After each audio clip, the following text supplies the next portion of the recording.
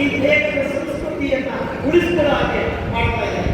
ಆ ನಿಟ್ಟಿನಲ್ಲಿ ಅವರ ಸೇವೆಗೆ ನಾವೆಲ್ಲ ವ್ಯಾಟ್ಸಪ್ ಹೇಳ್ತಾ ಬನ್ನಿ ಸ್ನೇಹಿತರೆ, ನಮ್ಮ ಆರೋಗ್ಯ ನಮ್ಮ ಕೈಯಲ್ಲಿ ಇರಲಿ ಅಂತ ಹೇಳ್ಕೊಳ್ತಾ ಆಯುರ್ವೇದ ಆಸ್ಪತ್ರೆ ಪರಂಪರೆಯಾಗಿ ಬಂದಿದೆ.